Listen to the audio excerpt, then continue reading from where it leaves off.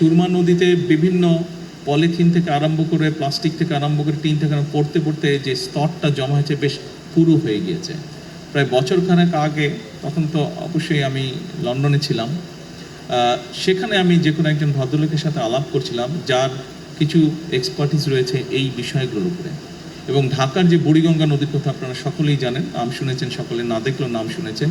সেই বুড়িগঙ্গা নদীতে ওনাদের বক্তব্য অনুযায়ী প্রায় 2 মিটার মানে 5-6 ফিটের মতন প্রায় স্তর জমে গেছে নিচে, এত স্তর জমে গেছে ময়লা জমে জমে। এই বিষয়টি কম বেশি প্রায় সবগুলো বাংলাদেশের শহরের ক্ষেত্রেই প্রযোজ্য, এবং এই বিষয়টিকে যদি আমরা এখনই অ্যাড্রেস করা না ধরি তাহলে একটা সমস্যার মধ্যে পড়তে হবে। বুড়িগঙ্গা নদীর পানি অসম্ভব রকম বিষাক্ত হয়ে গিয়েছে।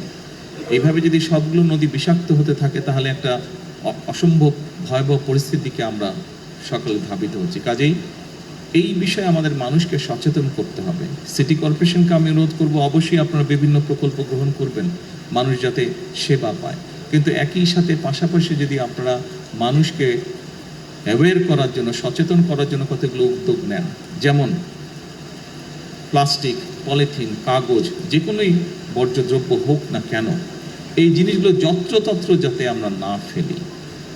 এইটি যদি আপনারা বিশেষ করে যতগুলো সিটি কর্পোরেশনের ভেতরে স্কুল আছে, ছোট ছোট বাচ্চা, বিশেষ করে প্রাইমারি স্কুল, হাই স্কুল, এই বাচ্চাদেরকে যদি এই জিনিসগুলো শেখানো ধরেন, কারণ হয় কি, বড়রা শিখলেও কিছু শুনলেও সহজে শিখতে চায় না।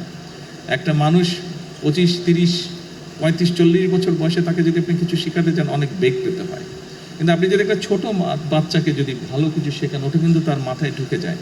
এবং ছোট বাচ্চাকে যদি আপনি সেটা শিখিয়ে ফেলতে পারেন, সবচেয়ে বড় যেটা সুবিধা হয়, সে স্কুলে ভালো জিনিস যেটা শিখে আসবে সেটা সে যেমন ফলো করবে, সে তার বাবা মাকেও ওটা মানতে বাধ্য করবে। বাচ্চারা করে এটা।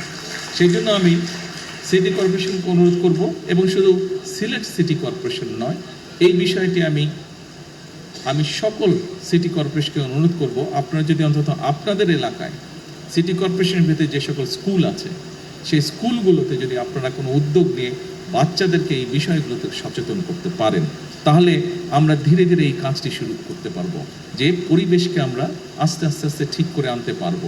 কারণ আজকের শিশুরাই আগামী দিনের ভবিষ্যৎ। তারা দেশ এবং জাতির জন্য ভালো কোনো কিছু আজকে যেটা শিখবে, ডেফিনেটলি তারা যখন বড় হবে, তারা ইনশাল্লাহ যখন একটি অবস্থানে যাবে কেউ না কেউ, তারা সেটি দেশের জন্য, সমাজের জন্য, মানুষের জন্য সেটি তারা অ্যাপ্লাই করবে।